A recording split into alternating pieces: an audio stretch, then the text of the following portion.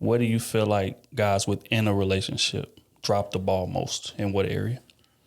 I would say, man, again, not looking at yourself and what you're bringing and how you see things as where you need to do the work.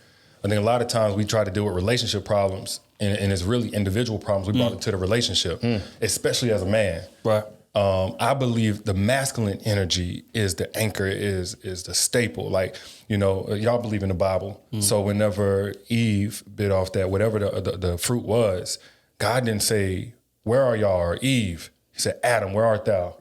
Like, we're the standard. Right. And a lot of times we try to make it synonymous with a woman. Like, oh, if she did this, if I did this, it's like, you're not feminine. You're not the feminine energy.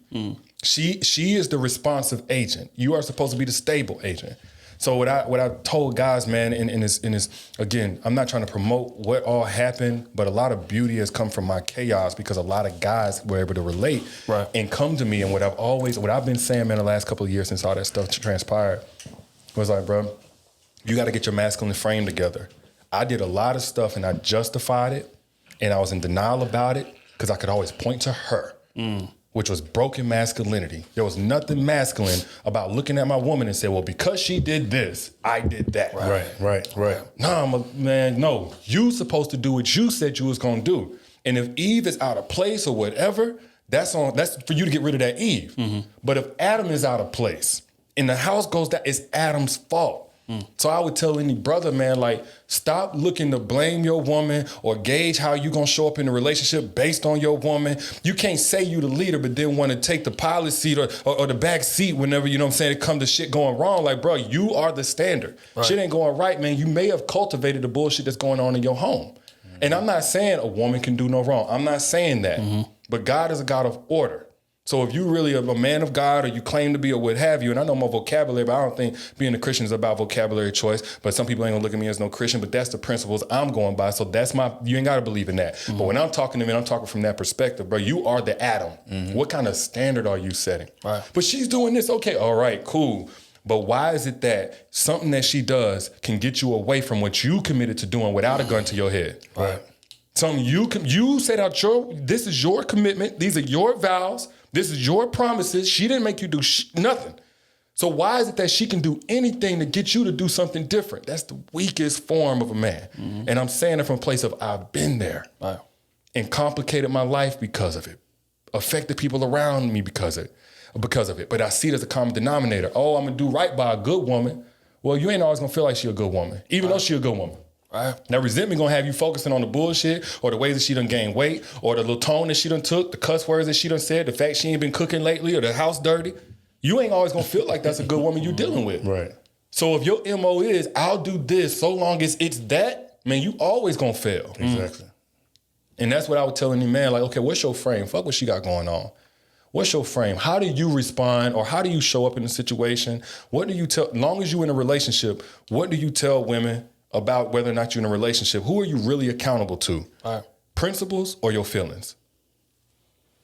That's real. Well said. I think that's what defines a man if we're going to keep it real. It's about having that foresight and, more importantly, that levelness.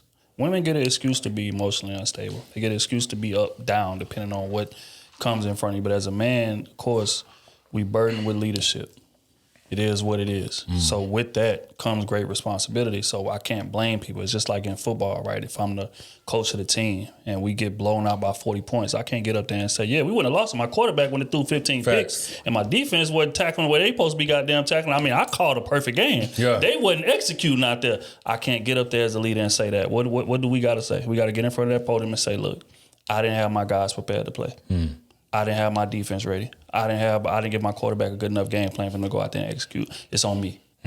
That's what leadership is, right? So if you're not ready to take that on, then you need to stay far away from relationships because that's what you're signing up for, especially in a marriage. Because when y'all take them vows in front of God, that's what you vowing to do. You vowing to take that woman's livelihood into your hands. So if you type of person to point fingers, type of person to make excuses, that relationship failed before you even got into the motherfucker. Try to take on a leadership position for a family you can't lead yourself. Bingo. Your emotions leading you. What you say, OT? My dog Mike Singletary said, they are who they thought they were. No, that's what's coach for the He was the best. Yeah, they all Black thought dude. they were. But yeah, what's your thoughts on again, it's a lot of men out there who are in relationships with women that they claim to value. Yeah. And they're trying to navigate it. Where do you feel like they dropped the ball at? In what area do you feel like most men drop the ball in trying to navigate that relationship? Man, honestly, it just feels that it's just that lack of experience. You know, like we're saying, we're so used to being out in the streets and dating this and dating that and jumping from one woman to another. We don't really have time to really work on what we need to work on. Right. Because we're working a lot of superficial things, a lot of quick things, and 3 months, maybe 6, and nothing serious, no real work goes into it. But when you actually be into a relationship, like that's totally different. That's a different level of commitment. That's a different level of understanding. That's a different level of learning, growth. It's just so many different things, especially when, you maybe have different relationships. I'm 34 and just being married, but I had a couple relationships that was 2+ years. Right. And every single woman, even when I was dating, every single woman was different. Every single woman had a different need. So you can't come to the table as this is going to be my game plan. You can have who you are as a person, your solid foundation, your beliefs, your principles. But when you're dealing with a woman, you have to then learn her. You have to learn that other side. You can't always, I'm going to run my system this way and this is how it's going to go and you got to go on. It's not going to work like that, because when you have a woman, a real woman that's there, she's going to say, hold on. I understand that. I respect that. But this is how I see things as well. So we're going to have some happy medium, or I'm going to go my separate way.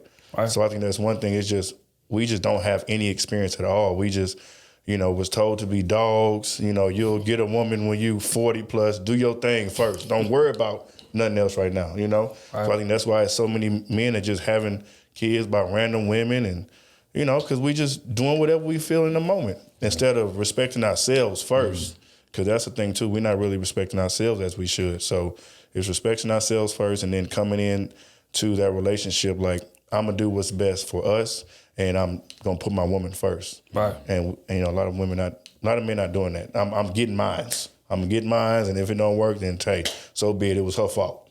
Right. Yeah. How long you been married, bro? AC? 2017. Man, 5 years. Yeah. That's beautiful. Okay. But yeah, I think men, Eric, we drop the ball mostly, and I think as men expect women to kind of handle things how we do, right? In terms of criticism, in terms of communication, things of that nature. Like us, like as men, like we've been getting criticism since we was kids. Pop Warner football, your coach telling you miss a tackle, right? Drop a ball, fumble the ball. What the fuck are you doing, son? Get your shit together. Like we've been getting that harsh criticism right out the gate. So again, we used to that, but we be thinking when we get in a relationship, our woman's supposed to respond to that the same way. I think we a lot of times forget that our woman is a woman and they communicate differently. They receive information differently. So we got to tailor the message in order for it to be heard. But we don't focus on the fact that we need to tailor the message for it to be heard. We focus on the fact, hey, I'm right. This is what you need to be doing. You're not doing this. Yeah. But again, you could easily get the results you want from that woman if you just analyzed how she best receives information and then give it to her that way. Yeah. Right. And that's what leadership is. It's not about, like, again, going back to the football analogy, I could be a coach with a hell of a game plan. Right? Great plays. I'm calling great plays, this and the third. But if I don't get my players to buy into what it is that I'm doing, if I'm not able to relay it in a way that y'all gonna understand it and be just as invested into it as I am, it don't matter how great my play calling is. Yep. It don't matter how great the game plan is. So I think a lot of men get pressed on, man, I'm right. She should be able to just do it based on me being right. Yeah.